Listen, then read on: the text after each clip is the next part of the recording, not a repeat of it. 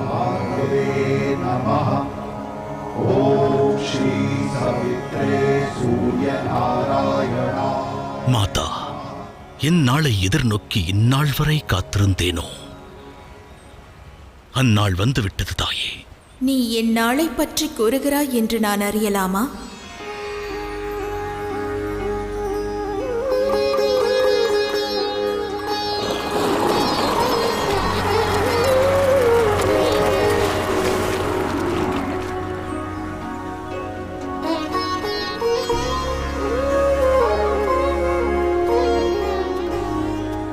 பணிகிறேன் தாயே.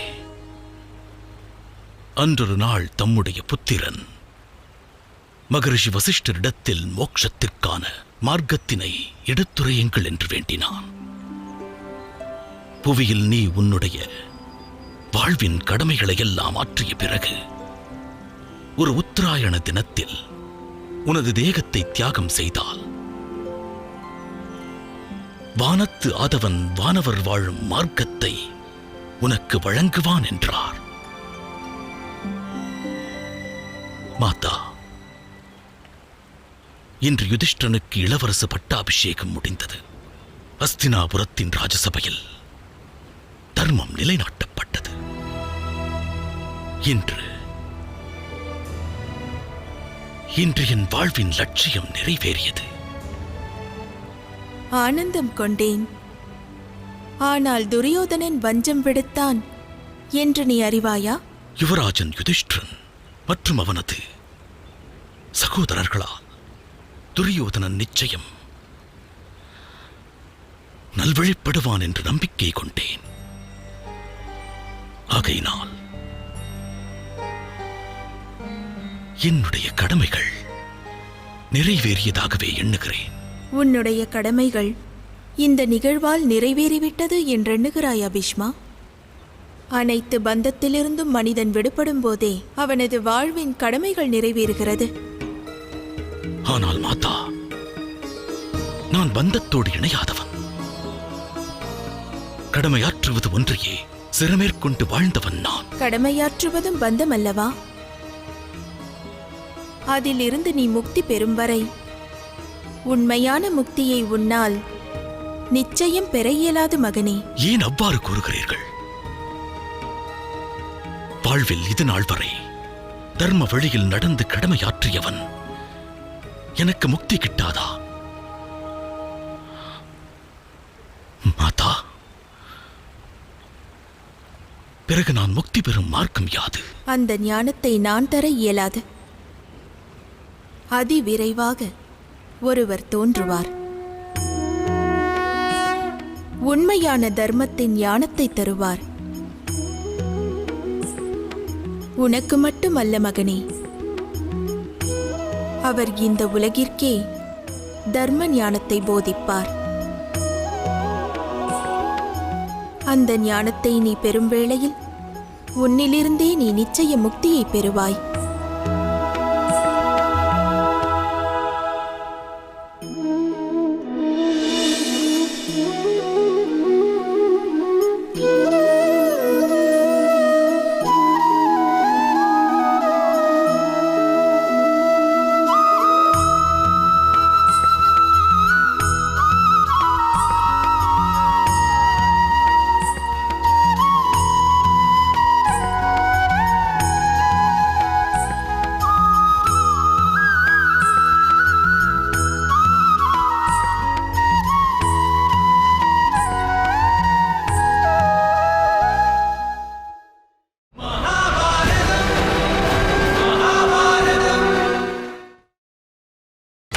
நீங்கள் பார்த்துக் கொண்டிருப்பது உங்கள் விஜய். தர்மம் தர்மம் பற்றி அனைவரும் சிந்திப்பார்கள். சிலர் தமது தர்மம் பற்றி சிந்திப்பார்கள். வேறு சிலர் மற்றோரின் தர்மம் பற்றி பேசுவர். அடுத்தவரின் அதர்மம் பற்றி விவாதித்துக் கொண்டே இருப்பார்கள். தர்மம் குறித்து சிந்திக்காதவர்கள் அகிலத்தில் எவரும் இல்லை என்றே கூறலாம்.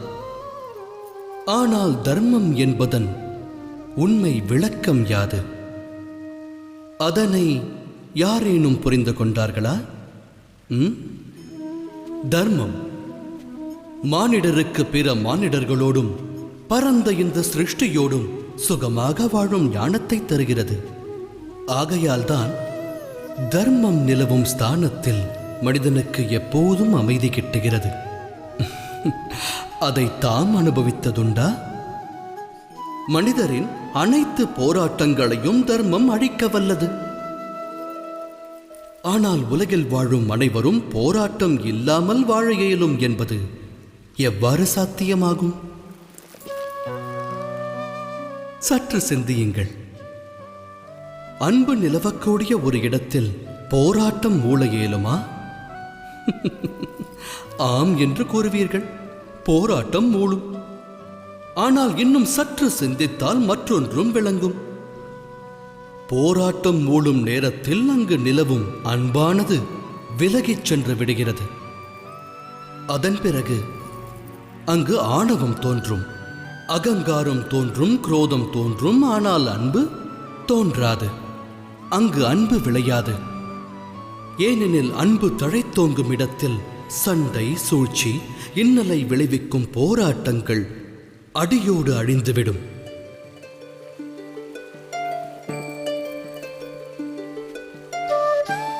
அப்படிப்பட்ட அன்பானது அகண்ட அகிலமெங்கும் வியாபித்து மனிதரில் மட்டுமல்லாது ஹிருதயத்தையுடைய அகிலத்தின் அனைத்து ஜீவராசிகளிலும் ஆட்கொள்ள நேருமாயின் குரோதமும் போராட்டமும் தோன்ற இயலுமா? சாத்தியமல்ல. ஒரு மனிதன் இன்னொரு மனிதனிடம் இரக்க பாவம் எனும் அன்பை வெளிப்படுத்துகிறான். அந்த அன்பின் பாவம் அகிலம் எங்கும் பரவினால் அது கருணாசாகரமாகிறது. கருணை, அதாவது அனைத்தையும் அன்பால் வெல்வது. அன்பினை கொண்டு அடுத்தவரை வென்றுவிட்டால் விரோதம், குரோதம் அங்கு அழைக்கப்படுகிறது. உண்மையில் கருணை என்பதே அனைத்து தர்மத்திற்கும் ஆதாரம். தர்மம் விருட்சமானால் கருணையானது அதன் மூலமாகிறது, அதன் விதையாகிறது. ஆனால் மனிதர்கள் தர்மத்தின் மூலத்தை மறக்கும் வேளையும் பூமியில் தோன்றுகிறது. சில நியமங்கள், வழக்கங்களை இறுக்கமாக பிடித்து அன்பெனும் கருணையை அடியோடு மறக்கின்றார்கள். அப்போது குரோதம் அகிலத்தில் நிறைந்து விடுகிறது. பேராசை தோன்றுகிறது. சூழ்ச்சி, விரோதம், ஆணவம் உருவாகிறது. இவை அனைத்தும் அதர்ம லட்சணங்கள்.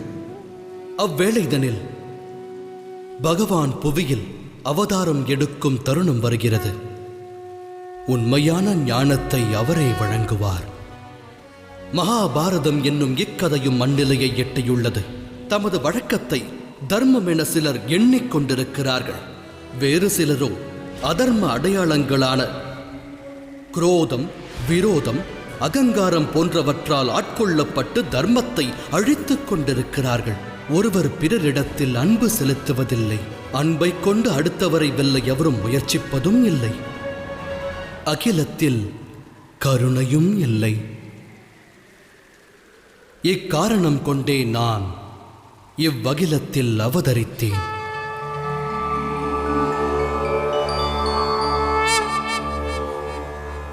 பரித்ராணாய சாதூனாம், அப்பாவிகளுக்கு முக்தி அளிப்பதற்காக, விநாசாய சதுஷ்கிருதாம், தவறான வழியில் நடப்போரை வேரோடு சாய்ப்பதற்காக, தர்ம சன்ஸ்தாபனார்த்தாய, தர்மத்தினை ஸ்தாபிப்பதற்காக நான் வாசுதேவ கிருஷ்ணன் பிரவேசித்து நல்லருள் புரிவேன். மகாபாரதம் என்னும் இதிகாசத்தில்